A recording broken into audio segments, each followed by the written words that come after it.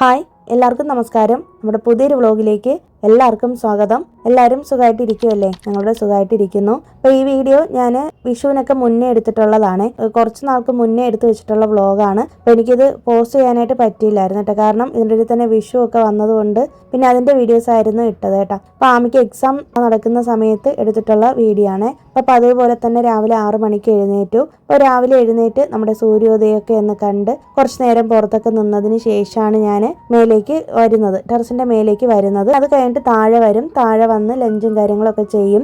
പാമി രാവിലെ എക്സാമിന് പറഞ്ഞു വിടണമെന്ന്. എന്തായാലും അവൾക്ക് എക്സാം ആയ കാരണം കൊണ്ട് തന്നെ ഞാൻ രാവിലെ ലഞ്ച് ചെയ്തില്ല കേട്ടോ. കുറച്ച് ലേറ്റ് ആയിട്ടാണ് ഇന്ന് ലഞ്ചൊക്കെ ചെയ്തത്.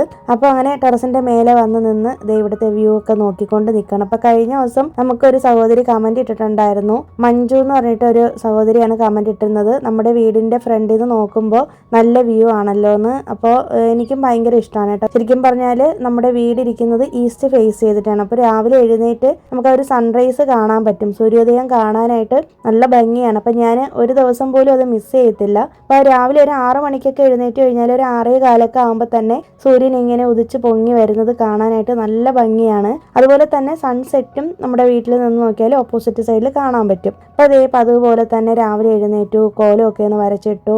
രാവിലെ ഒന്ന് തലയൊക്കെ കുളിച്ചിട്ടുണ്ടായിരുന്നു. എന്നിട്ടാണ് ഞാൻ ടെറസിൻ്റെ മേലെ വന്നത്. ടെറസിൻ്റെ മേലെ വന്ന് കുറേ നേരമൊക്കെ നോക്കി നിന്നതിന് ശേഷം പിന്നെ ഇതിനിടയിൽ തന്നെ ബ്രേക്ക്ഫാസ്റ്റ് ഒക്കെ ഉണ്ടാക്കിയിട്ട് ആമിയെ ഞാൻ സ്കൂളിൽ പറഞ്ഞു വിട്ടു.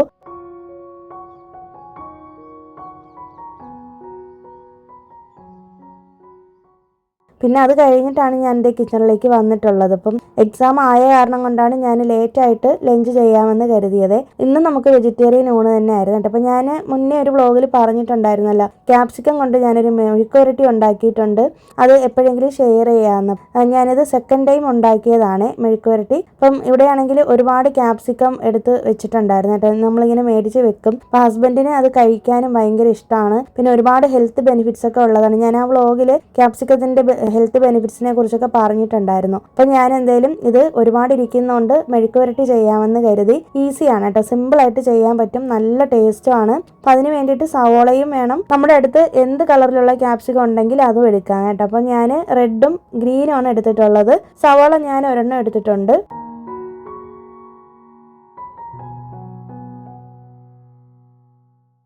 അപ്പോൾ ഇത് ആദ്യം കടുക് താളിച്ച് ഞാനൊരു ഇരുമ്പ് പാത്രത്തിലാണിത് വേവിച്ചെടുക്കുന്നത്. അപ്പോൾ കടുക് താളിച്ച് കറിവേപ്പിലേക്ക് ഇട്ട് കൊടുത്തതിന് ശേഷം സവോള ഇട്ട് വഴട്ടാം. അതിനുശേഷം ഈ ക്യാപ്സിക്കം ഇട്ട് കൊടുക്കാം കേട്ടോ. നമ്മൾ ഇതിനകത്ത് വെള്ളമൊന്നും ഒഴിച്ചു കൊടുക്കണ്ട. സാധാരണ നമ്മൾ കോവയ്ക്കയും പാവയ്ക്കയൊക്കെ മെഴുക്കുവരട്ടി ചെയ്യുന്ന പോലെ തന്നെ അങ്ങ് ചെയ്താൽ മതി. ഞാൻ ഒരു വെജിറ്റബിൾ മെഴുക്കുവരട്ടി ചെയ്യുമ്പോഴും വെള്ളം ഒഴിക്കത്തില്ല കേട്ടോ. ജസ്റ്റ് ഒന്ന് അടച്ചു വെച്ചേക്കത്തേ ഉള്ളൂ. ഉപ്പൊക്കെ പാകത്തിന് ഇട്ട് കൊടുത്തിട്ട് നമുക്കൊന്ന് മിക്സ് ചെയ്ത് വെക്കാം. അപ്പോൾ നിങ്ങൾ ഓർക്കുന്നുണ്ടാവുമല്ലേ ഇത് എരി കാണുമെന്ന്. അപ്പോൾ ഇത് എരിയൊന്നും ഇല്ല കേട്ടോ, നല്ല ടേസ്റ്റാണ്. നമ്മൾ ഈ മഷ്റൂമൊക്കെ ഇങ്ങനെ മെഴുക്കുവരട്ടി ചെയ്യൂലേ, അതേ ടേസ്റ്റാണ്. പിന്നെ ക്യാപ്സിക്കത്തിൻ്റെ ആ ഒരു ടേസ്റ്റ് ഇഷ്ടമുള്ളവർക്ക് ഇത് ഇഷ്ടപ്പെടും. അതിൻ്റെ ഒരു ടേസ്റ്റും കൂടെ കാണും. അപ്പോൾ നിങ്ങൾ വെജിറ്റേറിയൻസ് ഒക്കെ ആണെങ്കിൽ ഇത് ട്രൈ ചെയ്ത് നോക്കാം കേട്ടോ. ബെൽ പെപ്പർ എന്നും പറയും ക്യാപ്സിക്കത്തിന്. ഒരുപാട് ഹെൽത്ത് ബെനിഫിറ്റ്സ് ഉള്ളതാണ്. സിമ്പിൾ അല്ലേ, അപ്പോൾ നമുക്ക് പെട്ടെന്ന് ചെയ്തെടുക്കാനും പറ്റുമല്ലോ. പിന്നെ ഞാൻ ക്യാപ്സിക്കം കൊണ്ടൊരു ചമ്മന്തി ചെയ്യുന്നതിൻ്റെ വീഡിയോ ഓൾറെഡി ഷെയർ ചെയ്തിട്ടുണ്ട്. അത് ഞാനൊരു ഷോർട്സ് വീഡിയോ ആയിട്ടാണ് ഷെയർ ചെയ്തേക്കുന്നത് കേട്ടോ. അപ്പോൾ അതും നല്ല ടേസ്റ്റാണ്. നമുക്ക് ചോറിനും ചപ്പാത്തിക്കും ദോശയ്ക്കൊക്കെ കഴിക്കാൻ കൊള്ളാം ഇതിൻ്റെ ചമ്മന്തി. അത് നമ്മുടെ ഷോർട്സ് വീഡിയോയുടെ സെക്ഷനിൽ പോയി നോക്കിയാൽ മതി കേട്ടോ. അപ്പം നല്ല ടേസ്റ്റാണ് കേട്ടോ. അപ്പം ഞാൻ ഇന്ന് ഈ ഒരു മെഴുക്കുവരട്ടിയാണ് ചെയ്തേക്കുന്നത്. പിന്നെ അതേ കുറച്ച് ചെറിയ ഉള്ളി എടുത്ത് പൊളിച്ചെടുക്കുന്നത്. ഇവിടുത്തെ നമ്മുടെ തമിഴ്നാട് സ്റ്റൈലിലുള്ള വെങ്കായ കാരക്കുഴമ്പെന്ന് പറയും. അത് ചെയ്യാൻ വേണ്ടിയിട്ടാണ്. നമ്മുടെ നാട്ടിൽ തീയലൊക്കെ പോലത്തെ ഒരു വിഭവമാണ്. പക്ഷെ ഇതിനകത്ത് തേങ്ങയൊന്നും അരയ്ക്കില്ല കേട്ടോ. നല്ല ടേസ്റ്റാണ്. അപ്പം ഞാൻ മുന്നേയും കുറേ വ്ളോഗിലൊക്കെ ഇത് കാണിച്ചിട്ടുണ്ട് ഇതിൻ്റെ റെസിപ്പിയൊക്കെ. ഏറ്റവും സിമ്പിളായിട്ട് നമുക്ക് ചെയ്യാൻ പറ്റുന്നതും കുറേ നാൾ കേടാവാതെ ഫ്രിഡ്ജിൽ സൂക്ഷിക്കാൻ പറ്റുകയും ചെയ്യുന്ന ഒരു കറിയാണ് വെങ്കായ കാരക്കുഴമ്പെന്ന് പറയുന്നത്. അപ്പോൾ ഇത് കൊച്ചുള്ളി യൂസ് ചെയ്തിട്ടാണ് ചെയ്യുന്നത്. വെങ്കായം എന്ന് പറഞ്ഞാൽ സവോളയാണ്. ചിന്ന വെങ്കായം എന്ന് പറഞ്ഞാൽ തമിഴിൽ ചിന്ന വെങ്കായം എന്ന് പറയുന്നത് കൊച്ചുള്ളിയാണ് കേട്ടോ. ചെറിയ ഉള്ളിയാണ് ചിന്ന വെങ്കായം എന്ന് പറയുന്നത്. ചിന്ന വെങ്കായ കാരക്കുഴമ്പെന്ന് പറയും.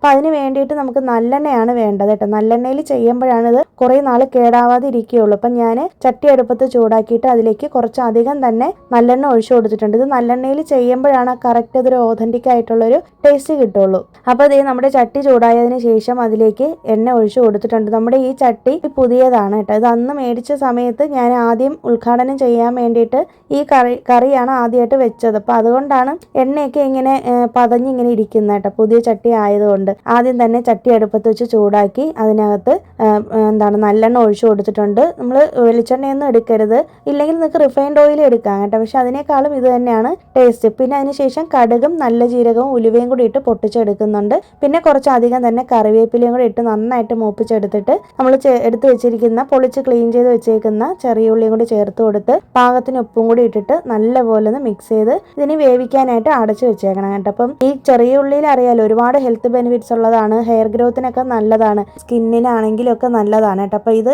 ആഴ്ചയിൽ ഒരിക്കലൊക്കെ ഈ കറി ഉണ്ടാക്കി കഴിക്കുന്നത് നല്ലതാണ്. ഞാൻ പറഞ്ഞില്ലേ, ഇത് ഒരു അച്ചാറ് പോലത്തെ ഒരു സംഭവമാണ് കേട്ടോ. നമുക്ക് കുറേ നാൾ കേടാവാതെ സൂക്ഷിച്ച് വെക്കാനും പറ്റുന്നതാണ്. അപ്പോൾ അതവിടെ ഉള്ളിയൊക്കെ വേവാനായിട്ട് വെച്ചേക്കുന്നതിനിടയിൽ ഞാൻ വന്നിട്ട് നമ്മുടെ എടുത്ത സാധനങ്ങളൊക്കെ തിരിച്ച് അതാത് സ്ഥാനത്ത് വെച്ചിട്ടുണ്ട്. ഞാൻ കഴിഞ്ഞ വീഡിയോയിൽ നമ്മൾ പുതിയ കുറച്ച് ഭരണിയൊക്കെ മേടിച്ച കാര്യം പറഞ്ഞിരുന്നില്ല. അപ്പോൾ അതൊക്കെ ഒന്നും നമുക്ക് ഈ ഒരു സമയത്ത് കിട്ടിയിട്ടില്ല കേട്ടോ. ഞാൻ പറഞ്ഞില്ല, ഇത് നേരത്തെ എടുത്ത വീഡിയോ ആയിരുന്നു, അതുകൊണ്ടാണ് അത് ഇതിൽ കാണാത്തത്. പിന്നെ അതേ നമുക്ക് വെങ്കായ കാരക്കുഴമ്പിന് വേണ്ടിയിട്ടുള്ള ഒരു വലിയ തക്കാളി, നല്ല പഴുത്ത തക്കാളി ആയിരിക്കണം, അതൊന്ന് മിക്സിയിൽ അരച്ചെടുക്കാം. ഇത് വേണമെന്നുണ്ടെങ്കിൽ വെറുതെ നമുക്ക് കട്ട് ചെയ്തിട്ട് വേവിച്ചെടുക്കാം കേട്ടോ, എങ്ങനെ വേണമെങ്കിലും ചെയ്യാം. പക്ഷെ ഇത് അരച്ചെടുക്കുമ്പോഴാണ് ഇതിനകത്ത് തക്കാളി ചേർത്തു എന്ന് പോലും അറിയാതിരിക്കുന്നത്. അപ്പോഴാണ് നല്ല ടേസ്റ്റും കറിക്ക് നല്ല തിക്നെസ്സും കിട്ടുന്നത്. പിന്നെ ഒരു ലെമൺ സൈസിലുള്ള പുളി ആദ്യമേ തന്നെ ചെറിയ ചൂടുള്ള വെള്ളത്തിനകത്ത് ഇട്ട് വെച്ചിട്ടുണ്ട്. അത് നന്നായിട്ട് പുളിയൊന്ന് കുതിർന്ന് കിട്ടാൻ വേണ്ടിയിട്ടാണ്.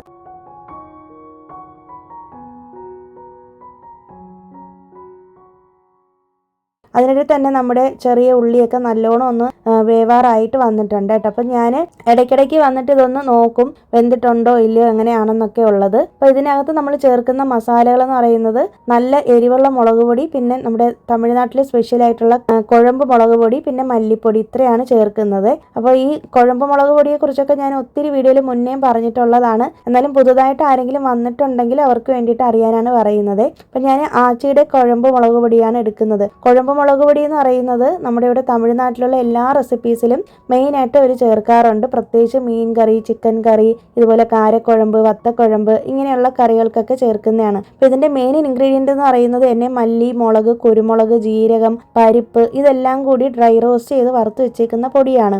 ഇത് ഓതൻറ്റിക് ആയിട്ടുള്ളൊരു പൗഡറാണ് കേട്ടോ. നമ്മൾ സാമ്പാർ പൊടിയൊക്കെ ഉണ്ടാക്കുന്ന പോലെ ഈ കുഴമ്പ് മുളക് പൊടി നമുക്ക് വീട്ടിൽ തന്നെ പൊടിച്ചെടുക്കാൻ പറ്റും. അപ്പം ഞാനിങ്ങനെ എപ്പോഴും പാക്കറ്റായിട്ടാണ് മേടിക്കുന്നത്. അപ്പോൾ അത് നമ്മൾ ഈ കറിയിലേക്ക് ഇട്ട് കൊടുക്കണം കേട്ടോ. അപ്പോൾ ഇതിനകത്ത് കുറച്ച് എരിവുള്ള മുളക് പൊടിയും പിന്നെ കൂടുതലും നമ്മൾ കാരക്കുഴമ്പിൻ്റെ മുളക് പൊടിയാണ് ചേർക്കേണ്ടത്, കുഴമ്പ് മുളക് പൊടിയാണ് ചേർക്കേണ്ടത്. പിന്നെ മല്ലിപ്പൊടി, അതുപോലെ തന്നെ കുറച്ച് കായപ്പൊടിയും കൂടെ ചേർത്ത് കൊടുത്തിട്ട് നല്ലപോലെ മിക്സ് ചെയ്ത് പച്ചമണം പോകുന്ന വരെ ഒന്ന് മിക്സ് ചെയ്ത് കൊടുക്കുക.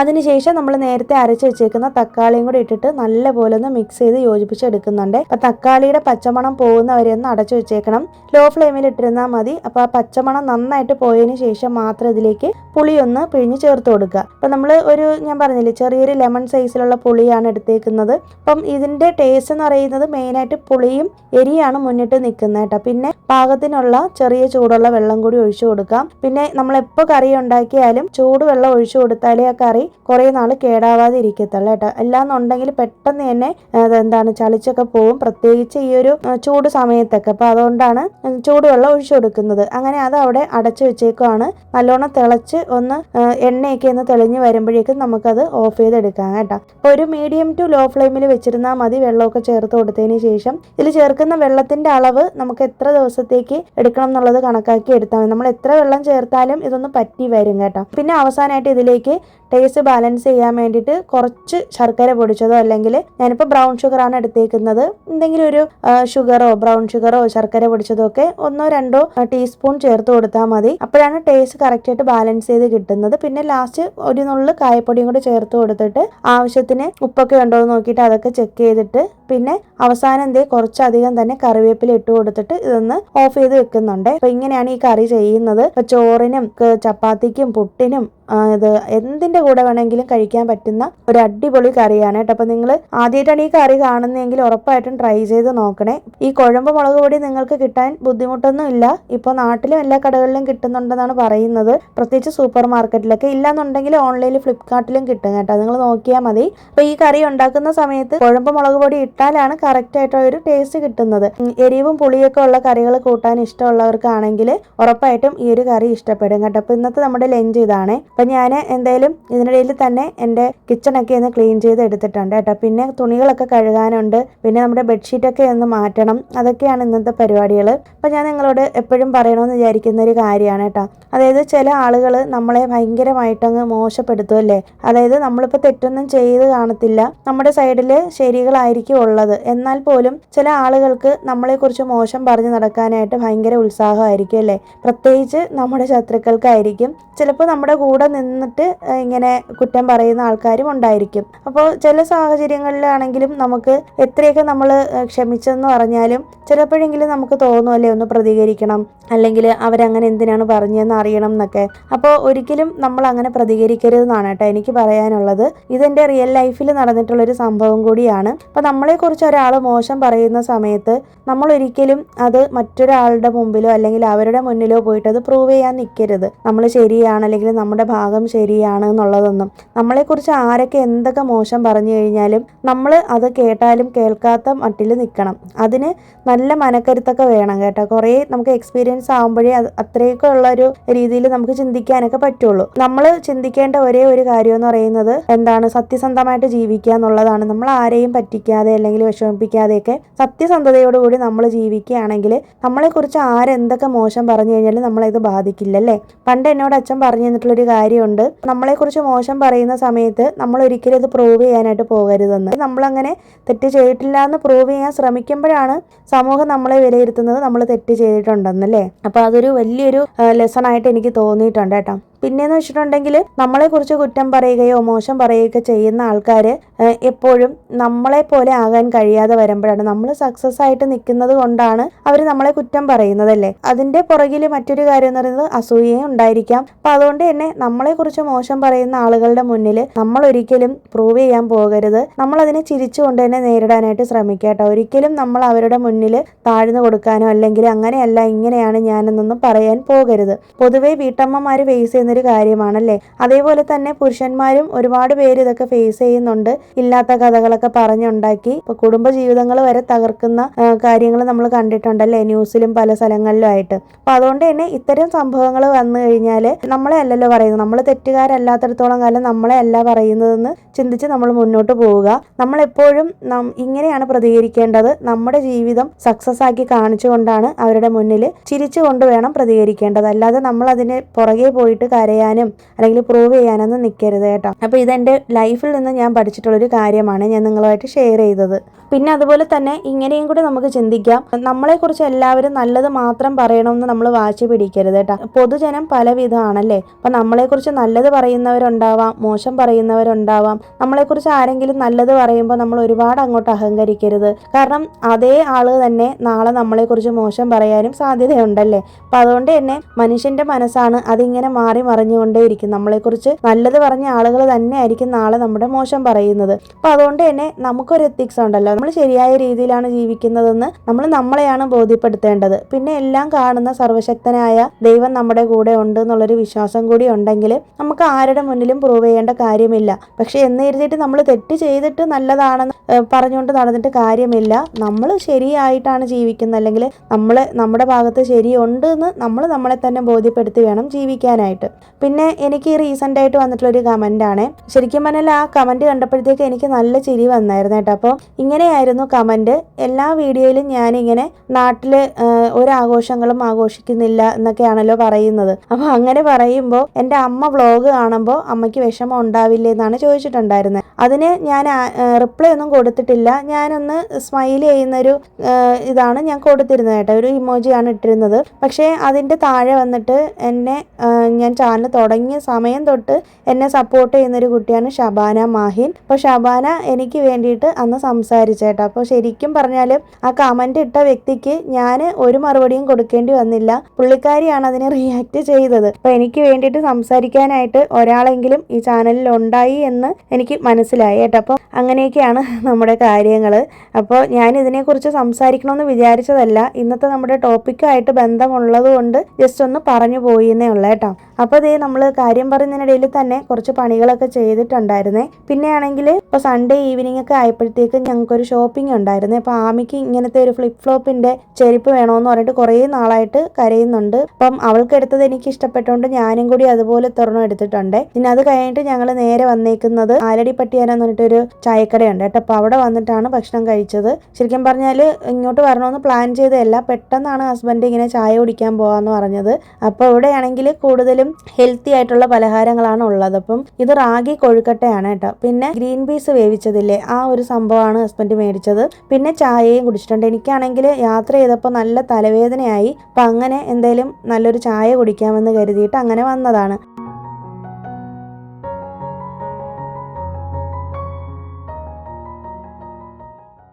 പിന്നെ അത് കഴിഞ്ഞിട്ട് നേരെ ഞങ്ങൾ ശരവണ സ്റ്റോറിലാണ് വന്നേക്കുന്നത്. ശരിക്കും പറഞ്ഞാൽ ഇങ്ങോട്ട് വന്നത് എന്നെ മെയിൻ കാരണം നമ്മുടെ ആമിയുടെ ട്യൂഷൻ മിസ്സിൻ്റെ പുതിയ വീട് പാലുകാച്ചാണ് കേട്ടോ. അപ്പോൾ ഹൗസ് വാമിങ് പറഞ്ഞിട്ടുണ്ട്. അപ്പോൾ അതിന് എന്തെങ്കിലും ഒരു ഗിഫ്റ്റ് മേടിച്ച് കൊടുക്കണമല്ലോ. അപ്പോൾ അങ്ങനെ വന്നതാണ്. അപ്പം ഞാൻ ആദ്യം ഓർത്തത് തട്ടവും വിളക്കും കിണ്ടിയും എല്ലാം കൂടിയുള്ളൊരു സെറ്റായിട്ട് മേടിക്കാമെന്ന് പറഞ്ഞിട്ടാണ് വന്നത്. പക്ഷേ ഇവിടെ വന്നപ്പോൾ എല്ലാം ചെറിയ മോഡലാണ്. അപ്പോൾ എനിക്കത് അത്രയ്ക്ക് അങ്ങോട്ട് സാറ്റിസ്ഫൈഡ് ആയില്ല. പിന്നെ നമ്മൾ ഗിഫ്റ്റിൻ്റെ സെക്ഷനിലോട്ട് കയറിയപ്പോഴേക്കും ഉണ്ട് അവിടെയാണെങ്കിൽ കുറേ നല്ല സാധനങ്ങൾ കണ്ടായിരുന്നു കേട്ടോ. അപ്പം ഞങ്ങൾക്ക് തിരുപ്പതി ഭഗവാന്റെ എന്തെങ്കിലും ഒരു ഗിഫ്റ്റ് കൊടുക്കണമെന്നായിരുന്നു ആഗ്രഹം. കാരണം അവർ കർണാടകയിലുള്ളതാണ്. ആ മിസ്സപ്പോൾ ഈ മിസ്സിൻ്റെ കാര്യമൊക്കെ ഞാൻ മുന്നേ പറഞ്ഞിട്ടുണ്ട് ഒരു വ്ളോഗിൽ.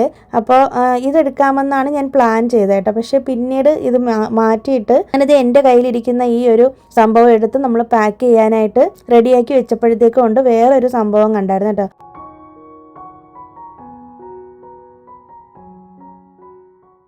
ഈ ഒരു വിഗ്രഹം കണ്ടേ. പിന്നെ അവർ ബ്രാഹ്മിൺസും കൂടിയാണ്. അപ്പോൾ അതുകൊണ്ടാണ് ഈ ദൈവത്തിൻ്റെത് തന്നെ എടുക്കാമെന്ന് കരുതിയത്. അങ്ങനെ ഇതിലേതെടുക്കണമെന്ന് കൺഫ്യൂഷനായിട്ട് അങ്ങനെ ആ റെഡിലുള്ള സംഭവം ഞങ്ങൾ പാക്ക് ചെയ്യാൻ വേണ്ടിയിട്ട് എടുത്തതും എല്ലാം പാക്ക് ചെയ്ത് കഴിഞ്ഞ് ബില്ലിംഗ് സെക്ഷനിലോട്ട് പോയപ്പോഴേക്കാണ് ഇതേ ഈ ഒരു ക്ലോക്കിൻ്റെ മോഡൽ കണ്ടത് കേട്ടോ. പിന്നെ അവസാനം ഞങ്ങൾ ക്ലോക്ക് തന്നെ എടുത്തായിരുന്നു. അത് ഞങ്ങൾക്ക് നല്ല ഇഷ്ടപ്പെട്ടു. അപ്പോൾ അതെടുത്തിട്ട് പിന്നെ നേരെ പോയിട്ട് ബില്ലിംഗ് സെക്ഷനിലൊക്കെ കയറി ബില്ലൊക്കെ ചെയ്ത് ഇറങ്ങിയപ്പോൾ തന്നെ കുറേ ലേറ്റായി. 9 മണി കഴിഞ്ഞ് കേട്ടോ. 10 മണിയോളം ആയിട്ടുണ്ട്. പിന്നെ എന്തായാലും പുറത്തുനിന്ന് തന്നെ ഇനിയിപ്പോൾ ഭക്ഷണം കഴിക്കാമെന്ന് കരുതിയിട്ട് അങ്ങനെ ഞാനൊരു റവ ദോശയും കഴിച്ചിട്ട് ഹസ്ബൻഡും ആമിയും കൂടി വെജ് ഫ്രൈഡ് റൈസും കഴിച്ചിട്ടാണ് ഇറങ്ങിയത്. Mixed veg fried rice. പിന്നെ അതേ തിങ്കളാഴ്ചയാണ് വീഡിയോ എടുത്തേക്കുന്നത്. തിങ്കളാഴ്ച രാവിലെ തന്നെ ഞാൻ പറഞ്ഞല്ലോ, ഇപ്പോൾ വൈശാഖ മാസം ആയതുകൊണ്ട് തന്നെ രാവിലെ എണീറ്റ് വിളക്ക് വയ്ക്കും. പിന്നെ അതുപോലെ തന്നെ ക്ഷേത്രത്തിലും പോകും. ഇന്നെന്തായാലും നമുക്ക് രാവിലെ പോകാൻ പറ്റത്തില്ല കേട്ടോ, കാരണം നമുക്ക് പാലുകാച്ചിന് പോകണമല്ലോ.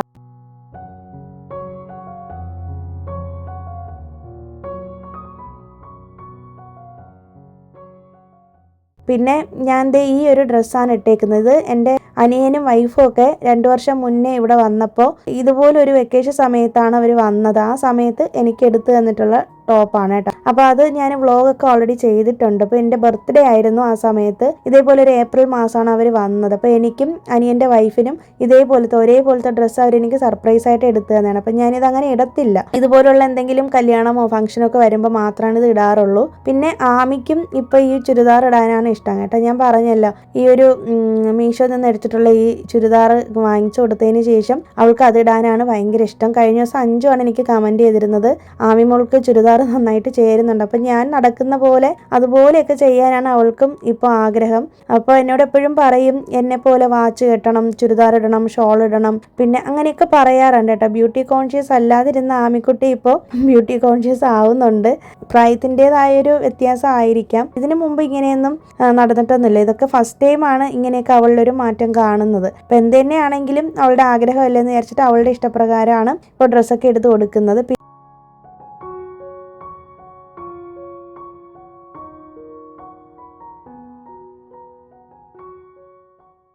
പിന്നെ അത് കഴിഞ്ഞിട്ട് ഞങ്ങളിത് ഇവിടെ എത്തിയിട്ടുണ്ട്. 10 മണിയൊക്കെ ആയപ്പോഴാണ് ഞങ്ങൾ വന്നത്. അപ്പോൾ ആ സമയത്ത് ബ്രേക്ക്ഫാസ്റ്റിൻ്റെ സമയം ആയതുകൊണ്ടാണ് നമുക്ക് ബ്രേക്ക്ഫാസ്റ്റും കാര്യങ്ങളൊക്കെ തന്നേട്ടോ. നമ്മൾ ലഞ്ച് ടൈമിലല്ല വന്നത്, നമ്മളോട് നേരത്തെ പറഞ്ഞിരുന്നു കേട്ടോ. അപ്പം 7 മണിക്ക് ശേഷമാണ് ഇവിടെ ഫംഗ്ഷൻ തുടങ്ങുള്ളൂ എന്ന് പറഞ്ഞു. എല്ലാ ബ്രേക്ക്ഫാസ്റ്റ് ഐറ്റംസും നമുക്ക് കിട്ടി. പിന്നെ അവർ കർണാടകക്കാരായതുകൊണ്ട് തന്നെ അവരുടേതായ രീതിയിലുള്ള ചടങ്ങുകളും കാര്യങ്ങളൊക്കെ ഉണ്ടായിരുന്നു കേട്ടോ. ഇവിടെയൊക്കെ എങ്ങനെയാണെന്ന് വെച്ചിട്ടുണ്ടെങ്കിൽ പാലുകാച്ചൊക്കെ നടത്തുമ്പോൾ നമ്മുടെ നാട്ടിലത്തെ പോലെ വീട് ഫുള്ളായിട്ട് പണി കഴിഞ്ഞിട്ടല്ല കേട്ടോ പാലുകാച്ച് നടത്തുന്നത്. പകുതി പണി കഴിയുമ്പോഴാണ് അവർ പാലുകാച്ച് നടത്തുന്നത്. അതിൻ്റെ മെയിൻ കാരണം തന്നെ എല്ലാ പണിയും കഴിഞ്ഞിട്ട് പാലുകാച്ച് നടത്തുമ്പോൾ ആൾക്കാരൊക്കെ വന്ന് മൊത്തത്തിൽ അലമ്പാക്കി അഴുക്കാക്കി ഇട്ടിട്ട് പോകുമല്ലോ. അപ്പം പ്രത്യേകിച്ച് ഈ പെയിൻ്റൊക്കെ അടിച്ചു കഴിഞ്ഞാൽ അപ്പം അതുകൊണ്ട് തന്നെ പകുതി പണിയിലാണ് അവർ ഗൃഹപ്രവേശം നടത്തുന്നത്. നമുക്ക് ഫുള്ളായിട്ട് ആ വീട് എങ്ങനെ ഇരിക്കുമെന്നും കാണാൻ പറ്റില്ല, അതുപോലെ തന്നെ വൃത്തികേടാവുകയുമില്ല. അങ്ങനെ ഒരു സംഭവം എനിക്കത് ഭയങ്കരമായിട്ട് ഇഷ്ടപ്പെട്ടായിരുന്നു കേട്ടോ. അത് അങ്ങനത്തെ ഒരു ചടങ്ങ് ഇവിടെ തമിഴ്നാട്ടിലുള്ള എല്ലാ വീടുകളും അങ്ങനെയാണ് പാല് കാച്ചുന്നത്. പിന്നെ നമ്മൾ എപ്പോൾ ഇവിടെ എന്ത് ഫംഗ്ഷന് പോയാലും, കല്യാണത്തിനാണെങ്കിലും ഇപ്പോൾ പാല് കാച്ചിനാണെങ്കിലും എന്ത് കാര്യത്തിന് പോയാലും അവർ നമുക്ക് റിട്ടേൺ ഗിഫ്റ്റ് എന്ന് പറഞ്ഞിട്ടൊരു സംഭവം തരാറുണ്ട് കേട്ടോ. നാട്ടിൽ ഇങ്ങനെ ഇല്ല. നമ്മൾ അവിടെ പോയി അവരുടെ ഫംഗ്ഷൻ അറ്റൻഡ് ചെയ്ത് കഴിയുമ്പോൾ നമുക്ക് ഇതുപോലെ തിരികെ നമുക്ക് വരുന്ന സമയത്ത് ഗിഫ്റ്റ് തരാറുണ്ട്. അപ്പോൾ അങ്ങനെ നമുക്ക് ഇത്തവണ കിട്ടിയത് ഈ ഗോമാതാവിനെയും ഒക്കെയാണ് കിട്ടിയത് കേട്ടോ. അതെനിക്ക് ഭയങ്കര ഇഷ്ടപ്പെട്ടു. വെള്ളിയിലുള്ളതാണ്, അത് നല്ല തിക്നെസ് ഉള്ള നല്ലതാണ് കേട്ടോ. നമുക്ക് പൂജാ റൂമിൽ വെക്കാം. പിന്നെ വെറ്റിലയും അടയ്ക്കയും അങ്ങനത്തെ സാധനങ്ങളൊക്കെ ചേർത്തിട്ട് നമുക്കിങ്ങനെ തരാറുണ്ട്. പിന്നെ അന്ന് വൈകുന്നേരമാണ് ഞാൻ ക്ഷേത്രത്തിൽ പോയത് കേട്ടോ. ഞാൻ പറഞ്ഞല്ലോ നമുക്ക് രാവിലെ പോകാൻ പറ്റാത്തത് കൊണ്ട് വൈകുന്നേരമാണ് പോയത്. നമ്മൾ ക്ഷേത്രത്തിൽ പോയപ്പോൾ അടുത്തുള്ളൊരു വിഷ്ണു ക്ഷേത്രത്തിലാണ് പോയത്. പോയപ്പോഴേക്കും മേടിച്ചു കൊടുത്ത പൂക്കളൊക്കെ പൂജ ചെയ്തിട്ട് നമുക്ക് തിരികെ തരുവാണ് ചെയ്തത് കേട്ടോ. അപ്പോൾ നമ്മളോട് പോറ്റി പ്രത്യേകം പറഞ്ഞു പൂജാ റൂമിൽ കൊണ്ടുപോയി വെച്ചോളാനായിട്ട്. അപ്പോൾ നമ്മൾ താമരയും തുളസിയും ജമന്തി മാല അവിടുത്തെ പോറ്റുമാരിട്ട് പൂജിച്ചിട്ടുള്ള മാല തന്നെ നമുക്ക് അതിൽ നിന്ന് ഒരു പീസ് തരുവാണ് ചെയ്തത്. അപ്പം ഞാൻ കൊണ്ടുവന്ന് എൻ്റെ കൃഷ്ണന് ചാർത്തി കൊടുക്കുകയാണ് ചെയ്തത്. ശരിക്കും പറഞ്ഞാൽ നല്ല ഒരു ഡേ ആയിട്ട് എനിക്ക് തോന്നിയായിരുന്നു കേട്ടോ അന്നത്തെ ദിവസം. പിന്നെ എൻ്റെ പിറന്നാളും കൂടി ആയിരുന്നു അന്നത്തെ ഡേ. എൻ്റെ നക്ഷത്രം വരുന്നത് അന്നത്തെ ദിവസമായിരുന്നു കേട്ടോ. അപ്പോൾ എല്ലാം കൊണ്ടും ഒരു ബ്ലെസ്ഡ് ആയിട്ടുള്ളൊരു ഡേ ആയിട്ടാണ് എനിക്ക് ഫീൽ ചെയ്തത്.